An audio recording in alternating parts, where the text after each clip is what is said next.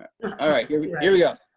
All right. Hey, everybody. How you doing? This is Rich, the architect, and I'm actually really excited. I'm doing a new series here with the podcast called What's Next. And what we're going to do with the series is have a number of guests on. So rather than just interviewing one guest, I'm going to have a number of guests on. We're going to have a roundtable discussion centered around a topic related to the term what is next. So today, being the first one, we're actually going to do the first couple of these at least, maybe even more. I'm not sure yet, but again, first one where all the guests are members of the Legacy Club of Jerseyman Magazine, which is a networking group here in the Philadelphia and South Jersey area, which I am a member of as well. So I'm honored to have four guests on today from the Legacy Club. I do want to say before we jump into this that any opinions and things are of the guests themselves and not of anybody associated with the Legacy Club.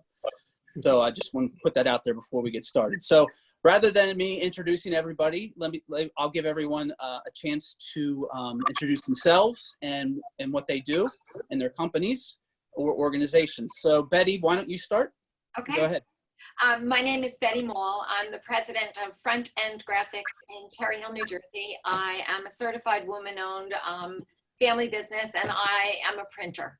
And I'm proud to own a printing company. And our area of expertise is basically working with our clients way upstream from print to discuss what their message should be and who that should go to, and using technology to leverage targeting that message to the right audience for the right thing, whether it's a widget or it's a donation or whatever it is they're trying to get out there as a message. Okay, great. James, why don't you go next? Cool. Hey, everybody. It's James, the Project Refit. So we are a nonprofit in South Jersey. We're about to become a national reach nonprofit with our mobile application, Blue Skies, named in honor of Command Sergeant Major Barreras, who died of wounds May 13th. We are launching our app at the end of May, but we have our soft launch May 13th, of course, because that is in honor of Command Sergeant Major. And we help out veterans, first responders, and their families stay connected to each other and empowering the community to help the community help itself. So that's what we do. Great. Thanks, James. Elaine? That is great. I'm Elaine Igoe. I'm with EVE Events and Entertainment. We're a full service event company in Philly, and we can do any type of event from small to large, probably starting small as we get going. We have entertainment anywhere from 16 bands, 50 DJs and dancers. We have interactive entertainment, full production services, AV, lighting, screens, etc., and videography and planning, which is what I do. And great to be here. All right, great. Thanks, Elaine. And finally, Ken? Hey, thanks, everybody. This is Ken Toscano. Thanks so much for putting this together. I think it's a great idea. I'm a financial services professional with New York Life. I basically help people with any kind of life insurance needs with individuals or businesses, and also financial planning of all types for small businesses, individuals, business owners. And again, obviously, this has been a crazy time for all of that. And yet, because of what's happening, so many more people are interested in life insurance and or what should I do with my investments at this point in time. So again, I feel that I've really been blessed to be able to help a lot of people in this troubled time. So that's what I'm up to. Okay, great. So great. Thanks for everyone coming on. I'm really excited because, I mean, as the audience could probably tell, we don't have like a group of people here who are all the same type of business. You know, we have, event planning, promotion, marketing, insurance, nonprofit, for first responders and military, myself as an architect. So I'm really excited that we can bring some topics here from, people from different walks of life. So let's just jump right into it. So the topic today, and I'm kind of going to look off the screen here, so I don't want to, I'm just going to read what the topic is. Again, related to what's next is, as the world is starting to transition from shelter in place to being opening again, how do we as business owners or community leaders do this in a responsible way? So if anybody wants to just jump right in, and we can go from there. Well, I can All right, chime well, in. Go ahead, Ken. I was just going to say, from my point of view, I think it's just important not to do too much too fast.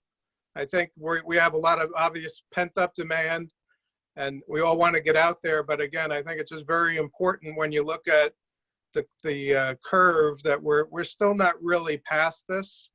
And until we do kind of limit the health aspect of this, either by stopping the spread and or vaccine, the combination of those two things, that's what it's really going to take to fix this long term. So in the short term, I think we need to just be as cautious as we have been, but support and kind of get the economy going as best we can. We've done a lot to work with local businesses and local restaurants and try and help them. Even in our networking group, I think we've done very well there. So again, I just think it's more a matter of being patient and being positive. The news, everything you look on the news is doom and gloom. And I think we just need as much positivity for us to get past this. We've been through a lot of things in the past that we've gotten past. And this is just one more, but maybe more challenging than a lot of others. Well, we've been open the whole time because we're considered essential, and we do have customers that have to print every week. So there's a lot of technology out there that allows people to order online, like our print portals for our clients. They can order up there. It's already in. They're branded. They're protected. Our shop happens to be set up pretty well for social distancing, so we're good there. Clients are picking up jobs outside the front door. Nobody's coming in. But, we need to wash our hands. I mean, let's face it, society's pretty dirty. They're not washing their hands. And I think South Jersey has kind of been spared a little bit because we're all gas asses. We get in our car to go everywhere. We're not on public transit. These kinds of things have really helped South Jersey community. But basic hygiene, use your head. I mean, don't be sneezing on people. Wear a mask if you're going to be around other people. Simple things that we can do, and I think do responsibly, will help us get back on track a lot faster. Well, I know for us, we're not having events, but we're spending, to the doom and gloom thing, we're spending a lot of time talking to clients, rescheduling, and those calls can take 20 minutes or so. Sure. It's emotional. Can you imagine you plan your whole event? And, you've got to look at a new date. You don't know what to do with that date because things are still fuzzy. But we're looking at getting to that next phase. It's going to be very limited. It's 25 guests. And then each venue is going to have their own set of policies. And there'll be a lot, impacting food service, impacting, bar service. It's going to be very different. We're projecting it and planning for it. And then we just hope, to your point, Betty, that everybody is safe at the events, and right. You go in the bathroom, you wash your hands. They say if they don't butler food, they're going to be butlering sanitizers. I have actually heard that in California you can have two people to a table. That's it. So it's going to be and this new norm stuff. It's a phrase I don't even want to hear. It is what it is, and we just have to adjust, be smart. And our musicians are on the phone Zoom meetings, still recording and still learning new music. We want to be ready, get ready when it opens up. We're going to be there ready to go. We're not going to be like, we're a little fuzzy here. We haven't been rehearsing, et cetera. It's got to be ready. So from my perspective, we were talking a little bit about this, before the actual call here, the official call. I think that when it comes down to how we're adjusting, at least, so our whole mission is combating isolation, right? Like, this is from our perspective. So our whole mission is combating isolation. So we really stepped up in terms of trying to figure out how to be creative and trying to be innovative continuously to try to overcome what has come our way. So what I found really interesting, actually, I'm going to go with Ken. We were saying before, it's Ken, right? Yes. Cool. It's really interesting how your industry actually ends up like blowing up more because people Mhm. are beginning to get worried about their security, right? Their life, right? And like, where's my money going to go if I do get COVID is in their mind probably, right? Like, and I pass away. So industries are beginning to explode. Like I bet the alcohol industry is doing just fine, They are. right? So, right. So we have those that we have to think about. And then when it comes to printing, it's actually interesting you said that printing is still doing well, or like at least has like clients coming in. Like that's actually mind blowing to me, but at the same time it's not, because it's so important to have printed material to be able to send out to people still, right? Even things like COVID signage and floor Yeah. markers, because traffic is one way. And Yep. like for our nonprofits, they're actually using this time to pre-plan their campaigns that were going to Yep. happen year end. They have to do it in the fall because their donations online is great, but Yep. after a point in time, it becomes people aren't listening and they're not looking anymore. They need to Yep. reach people. So so before I get into the nonprofit and like how I feel like there's so many opportunities for nonprofits still to this day, like it's almost like bothersome to me a little bit that some nonprofits are just so hyper focused on like, oh, I need to go after this grant, this grant, this grant. There's so much competition there. It's kind of a good thing for us because we're not going to go for the grant. We're going to go and reach the people that we have to help all the time.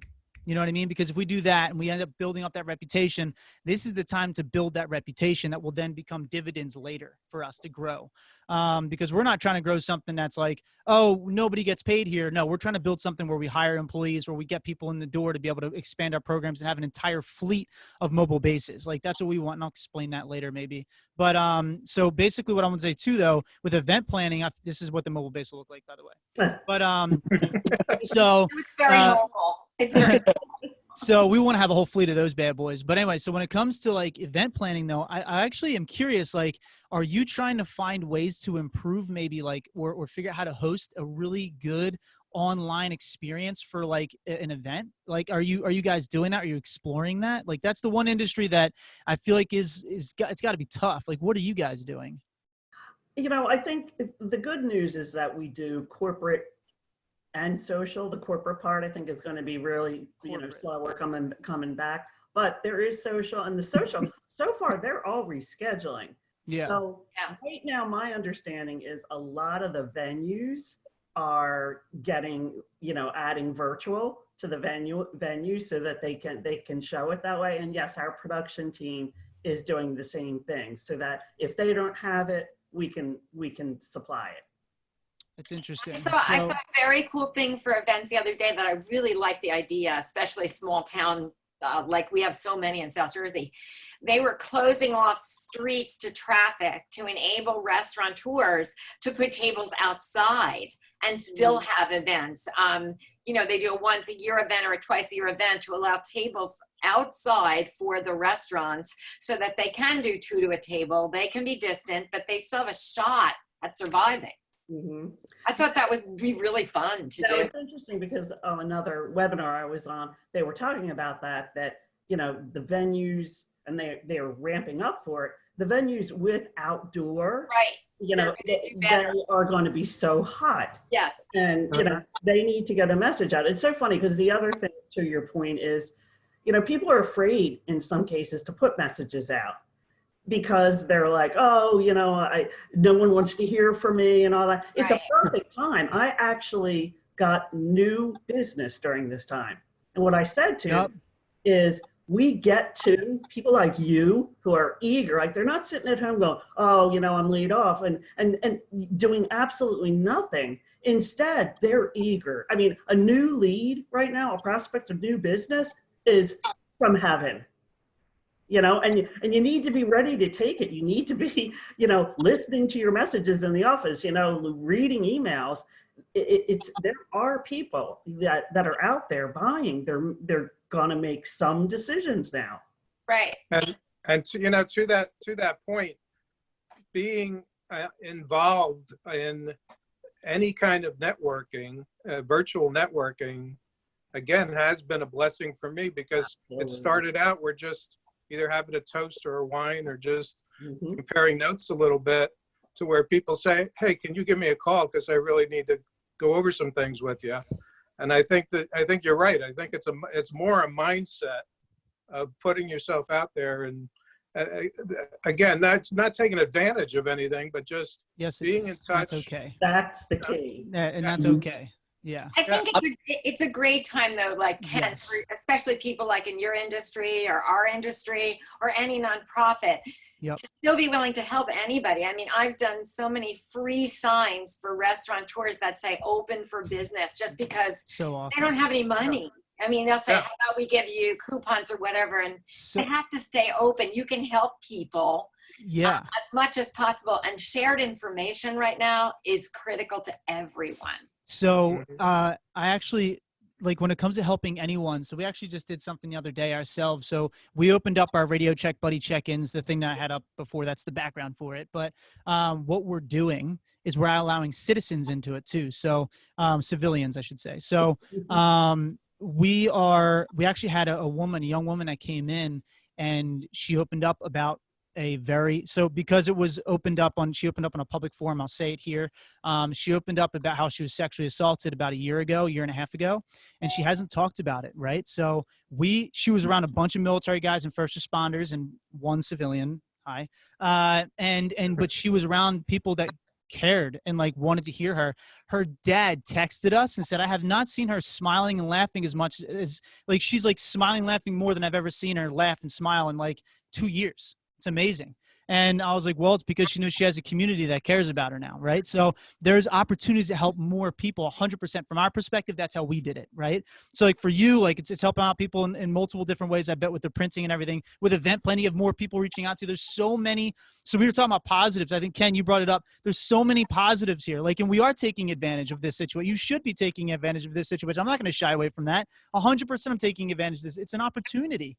There's opportunity here. There's so much opportunity. And we need to look at it more that way instead of like, oh, doom and gloom, like it's all shitty and sucks. No, this is a great opportunity to get in front of people, 100%. So I think we need to like embrace the fact that we're taking advantage of this great opportunity that COVID is bringing our way. And we need to look at it more that way too. Yeah. But it will not be the new norm. I disagree with that.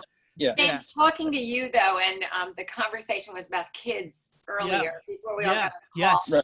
I don't know. I see what you're doing, James, as a whole new market that you didn't even think of with these teenage kids that are now feeling very, very isolated and need tools, and they need people that make maybe 20 minutes of their day really fun. That would just go over huge because they want social interactions. I don't think any of this replaces FaceTime or people with people, but at the same time, we can be creative in figuring out ways to make this time that we're alone much better for everyone. And I think if we share that, we're in good shape. I actually, we are touching even like, because we're hosting esports tournaments now too that have been like, we only did 2 of them so far, but they're killing it. And they're a lot of fun. And we do dedicate like every round to a new soldier that has fallen or committed suicide, because we honor all fallen. We actually had only one issue during the whole esports tournament. Was one person was being very rude during a silence period. We asked for silence to remember the fallen member that we just talked about. We had only one issue, and I mean, my top. I was like, "What is wrong with you?" And like, and I ended up banning the guy or whatever. Rich was his son was a part of it actually. Yeah. I have to say, it's like, my son who's 15. He was thinking about doing it as the week went. Okay, good. Ken just popped off, but he's back on now. No, professional Ken showed up. Yeah. No, he was like, he was trying to get a team together during the week of his friends, and they were a little, their friends weren't sure or whatever. And then the last minute, his friends didn't do it, but there was an opportunity for him to jump in on a team. My son did it, and I think they won. The team he was on got through like 3 rounds. Didn't win the whole thing, didn't get to the money matches, but it really uplifted he had a pep to his step that evening. He was running around. Yeah. Like, he was really like excited. It's cool. Like, I think leading up to it, he was nervous to do it. He was afraid that like some of his other friends had reservations because there was an entry fee, right? So they were like, well, we don't want to waste the money, so we don't want to do it. Ken keeps on coming in and out, but once he was in there, he feeling really great, and he's like, I remember after, and this wasn't in the tournament itself, the teams had a platform, like a a meeting room or whatever it is on the game to kind of talk. So he actually had a conversation with the other people on his team, which involved, I don't know if they were all veterans. I know the one was. The other one was a professional streamer, actually. Yeah. Yeah. So I think he's a very good gamer. The professional gamer was like, he had a conversation with him afterwards, and he gave him like some hints. Oh, work on this or that. And he's like, okay, yeah, I want to work really hard because the next time I want to do better, And he actually, there was between matches, there was actually a discussion. The veteran was talking about, I think he was in the Army, and I'm not going to go into, whatever he had said, but he was talking about that experience. And I was really proud of my son because he just listened. Sometimes as a 15-year-old, you might think you know more than you know, and he just kind of sat back and listened and was very respectful. So I thank you for that experience, to help for my son, because that was a reset button for him. My daughter had a reset button the other day where we actually scheduled, with the parks being open, with one of her friends they had a hike, did everything, distance and all that different stuff. But my daughter at least got to interact with one of her friends in person. And she came back, and it was a reset button, and, she was back to her normal self, immediately after. So that the person-to-person interaction is very important. So yeah. Especially for younger people. I mean, if you're an introvert, you're loving this whole thing. But if you're like a die-hard extrovert like me, but even the introverts now, which is one of our teenagers in the family, they're really, really shutting down. This is really getting scary. And I can tell you with my nonprofit, I've been on the board of a nonprofit, people not being able to see physicians and things like that. The suicide rate it's going up. They're not showing those stats, but you have to be able to be serviced. You need to get your payments. You need to talk to your counselor. You need to be able to be in touch with your physician.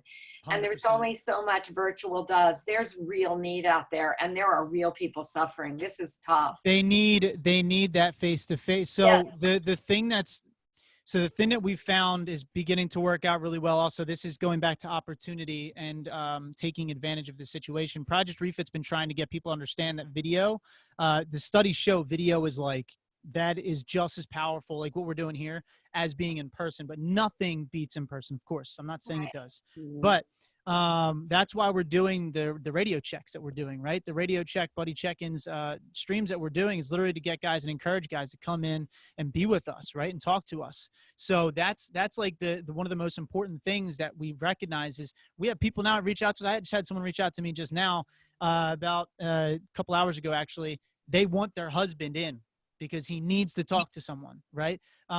Someone he needs his brothers behind him, right? So there's so many guys right now, and I'm trying to get people to understand it without sounding like, oh, I'm begging for money, because we're not begging anyone for money, right? But there's a serious need for people to get connected and to help these mental health programs 100%, because it's health. It's people's lives are at risk, and people don't understand that for some reason. Like many they don't get that, like it is a true health risk. I still have people that we're talking to that are like, oh, it's weakness. And it's like, no, it's not. They're genuinely ill. Like there's something wrong in they're genuinely sad. It's a chemical imbalance that's occurring here. It's in your brain, and it gets dangerous if you don't address it. Dangerous. Okay. So like the community that needs to begin to build up, and but it's not like hey, this is an awareness thing. No, stop awareness. We got to start acting, right? We got to start reaching out actively to people. Like you take the initiative to ask people, how are you? And when they say, oh, I'm good, I'm fine. Like, no. No, I'm asking how you are. Right. Re-say it again, but a little bit more deliberate, right? Like those kind of things can change and save lives. So I'm so happy you brought that up, the mental health aspect, because that is a genuine, I've literally been witnessing it for the past 2 months overall. And only in the past month have we actually begun to do more, and it's only working better. Sure, I'm losing a lot of sleep, but whatever, I don't care. It's a sacrifice willing to happen. But it's literally a huge health concern and risk. COVID, sure, problem, no doubt. You can wash your hands and you'll do your best. But mental health, it requires the people that aren't really too bad to reach out to their buddies and the community. It's called caregivers. Like your friends and family need to be doing that with each other more and checking in on each other. 100%. Radio check, buddy check in. I'm not trying to plug it, but that's like, do that. It works. Civilians can do it. Everybody can do it. So Right. anyway, But I'm off of my soapbox. On that point, again, a video versus being in touch. My wife and I went for a walk the other day, and there's a school teacher that lives a few blocks away. She decorated the front of her house with signs welcoming her kids, and then had groups of them, like in 10, just pull out in front of the house, space them all out, and just kind of got them, you know, there as a group. And it was exciting to see that. We talked to her just before they pulled up, and she was almost in tears, you know, just about overwhelmed with excitement of just seeing her kids again. Oh, You know, my God. well, you know, What's the first thing you want to do when this is over? I want to hug my children and my grandchildren. I mean, Yeah. I can't wait to give my mom a kiss on the cheek. it's killing me. I mean, it's really the toughest part of all of this. Yeah, we but had I'm noticing that actually people are becoming a little more open. Like I've been noticing some things on Facebook, especially people I know, you know, admitting to depression, admitting to panic attacks. And what I saw as responses, it wasn't the like, you know, love, you know, unfriend. It was sincere, reaching Trying to help. sincere, like I've been through it too. Let's talk, you know. So I have to jump in. When you see that happening, you have to. I know. I'm sorry, but like, what you brought up is so important, so important. So something that I've been asking a lot of veterans in general, because and first responders, because that's what our market is. But I know it's something a lot of people do. When you begin to see people, so the nickname, the term for it's called shit posting. When you see people doing that more and putting things up like that are really dark and depressing and stuff, that's a call. Because like guys have told me specifically, I tried killing myself a few days. I was like, can I ask you a question about your social media use when you were doing that? And they're like, yeah, sure. It's like, what were you posting leading up to that? They're like, oh, dude, I got dark. Yeah. Oh, did you? So here's a thing that we're going to be doing even with our app and everything like that. We're going to try to like analyze like posts and like how the shit posting, if you will, like, and see how dark it's getting. And then maybe teaching the community about that to then say, hey, reach out to that person. When you see that, reach out to that person. What you're saying right now is huge, Elaine, huge. Because if you reach out to that person privately and say, hey, listen, I love your posting and all that stuff, but like, I noticed it was a little sad today. Are you okay? And I'm not trying to encroach on. If you don't want to talk to me, that's fine. But I just want you to know, I really care about you and I appreciate you. And I'm here for you if you need to talk. That is huge. Huge. And it's great that you recognize that, by the way. And it's great that other people are too. But we need to start encouraging more people to look out for each other. Create that tribe, right? The United States needs to become more of a tribe, right? So anyway. 5 words, James. How can I help you? 5 words. Yeah. Just be direct. Yeah, but you know, the one aspect we haven't touched on is like the physical aspect. And what I see the two neck and neck, like the mental and the physical. I'm a huge workout person. Yes. When this was going on, I went there and I noticed people cleaning all their equipment before they used it. It was filthy. And my concern is their business after this because there's so much on demand and Tubi and all that. I'm addicted. I do 2 to 3 hours a day. And I have to admit, it definitely mentally impacts me, especially when I do it well. Or I try something new that was really, really hard and it feels great. So I think the two are definitely hand in hand. Yeah.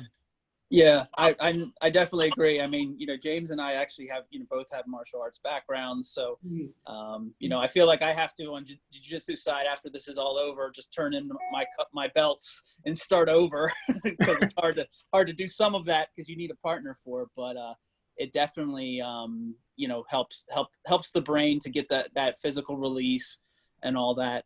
You know, one thing actually, since we're talking about the physical, I'm devil's advocate, if you will, in terms of going back to this topic of opening up, you know, businesses and whatnot.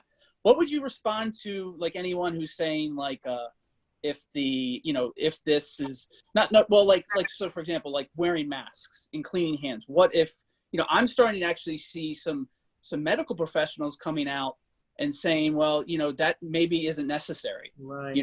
That you need to have the germs to fight the virus, things like that. Like, what would be your response to something like that?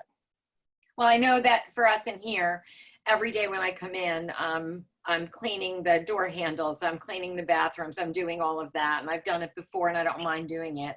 And we finally decided we have bar soap, like a bar of soap in the lab. And you go in there and everybody washes their hands before. After I open the mail, wash my hands. Any packages that come in, we wipe them down, wash our hands. I think if you just really start getting into the routine of realizing you got to do that way more now than you ever did before. I don't think you can be too careful right now. But at the same time, I don't wear a mask when I'm in the office. We're all at least 6 feet apart. But if I'm going to go in the back where someone else is, we put on the mask. I mean, it's just safe practices. Mm-hmm. I think when it comes to hand washing, it's going to be a habit. I'm just going to keep that up because I'm seeing how dirty things are. One of you had mentioned working out. I'll tell you, if I don't hear that the club does not have a class right after another class, I'm not going to go there, because what I'm going to want to see is that they don't have a 9 to 10 and 11 and 12. They've got a 9 to 10 clean up. Like they're going to have to buffer something, or they have to think ahead. They have to think about, are people going to now trust the floor when you see that it gets dirty? Yeah. In wrestling, we used to have to clean up the mats before and after every practice. Absolutely. Yeah. With wrestling, it's like, there's a constant of staph infections, ringworm, things like that. But that's in dirt. I've never gotten it though, because all of my coaches always made sure that it was always sanitary. And my parents, I only got ringworm one time when I was younger because I didn't take a shower one time. But like, because I was like a little kid and I was like being a douche, I guess. And I got ringworm, and my mom was like, "See," and I was like, "All right, I got like so." But the thing Mom. is, but it proves the point of like, you have to be sanitary. These gyms have to be cleaning the floors. They have to I hope janitors end up becoming one of the most highly respected jobs out there, because for some reason people have like talked shit on them for a long time, when they're the most important people in hospitals in a lot of respects, right? Like, they're the ones cleaning up after everyone and making sure that the next person coming in will be safe. Well, with sports, it's really going to be hard, because I know I witnessed this for so many years. In field hockey, especially if there's a corner play, the girls have to go back that are defending and put on face masks and their guards, basically. And they're just grabbing whatever's back there. Those days are over. They're going to have to all have their own equipment, because they're just passing it around to one another. It's going to be very difficult with sports. It's completely impossible almost for high school and college. So I think all of that is going to have to change. There's going to have to be solutions and things really discussed, a lot of contact, a lot of shared stuff. It's going to be difficult. Well, plus it's just a reminder of things we should have been doing all along anyway. Right. I mean, my concern is that, and I'm sure it's all of yours, is that we sound like we care. We sound like we're going to follow the policy, and do everything we can to just not get out of this, but be out of it and get back on track. Is the people that are going to run out, and we've seen proof of it. This past weekend, the parks around me were crowded with people. I saw people picnicking, and it's those people that really concern me. I saw somebody having an argument at an Acme because he couldn't go in because he had a mask on. And it's like, that kind of thinking is just so, you don't know what it takes to get inside that head. And that could harm us. I think in general, it's like there may be a lot of, some of that thinking, that the example you just gave, Elaine, is, someone who, obviously we can't answer for that person, but, it may be they're not thinking of the other people or the other person, and there needs to be empathy in these cases of where everybody else is coming from, or, what your actions could do to affect others. Yeah, but you don't know. I mean, I'm all for seeing people. And I know we've done that frequently with the kids. We'll go over, we'll bring our own wine, our own beach chairs, sit in the backyard, social distances, just to see each other. So if you're doing that, you don't know that the picnic wasn't happening that way. I think people do need to get out there. You need to start getting back out there. Business. You got to. Yeah. You have to. I've been gardening more than any, like, I like to garden. Okay. Like, that's like a thing I like to do. I've been gardening more now. Like, I make sure I get my ass outside, get my hands dirty, and feel human. Right. And like that. And it's cheaper than a psychiatrist. Yeah. Yeah. In the woods, go picnicking, go gardening, like, try new things, go take your family to the mountains and go hike up a huge trail. Agree. Like, you got to get outside. You have to breathe that shit in. And that's actually a positive thing that's happening right now with COVID. There's so many people doing that now, right? Like, technology, we're getting sick of it again. Finally, people are getting sick of it. They're looking at it the way it should be looked at. And that's a tool, right? That's all technology is a tool. It is not supposed to replace the human-human interaction. It's not supposed to replace any of that, right? It's great for the introverts for sure. That's how they communicate, and it's totally cool. But, like, for people that, like, aren't that, need to look at it more like it is, and that's a tool, and get outside. Right. Go outside. And Betty, my point was they weren't. That was my Oh, yeah. Very, very close. But what gets me is I think we're getting good at the 6 feet, but not the 6 feet left or right. I see a person the left and the right all the time. I'm like, oh, yo. And I mean, I will talk to people about that. It's wrong. But basically what was just said, I do see a return. The outside part, I drove in my neighborhood and all of a sudden I'm like, they didn't have that equipment outside. They've got like a whole little gym for their kids. And it's like kids are in the street. That's the way life used to be. You gotta drive slow. Yeah. There's kids out there. I know. They're all inside. Like, I've almost been hitting people in my car, like going through neighborhoods because they're walking very far apart. It doesn't leave room for a car. I applaud it, but it's like, I'm on somebody's lawn over here, you know? I agree. The beautiful days that are out there to be just, you know, sitting inside, do it right. Right. Oh. That's why we want to do this, by the way, right? That in-person stuff is so important. Oh, it's so important, right? Like, you're never going to replace in person. Like, I'm a hugger. I want to give a hug Me so too. badly.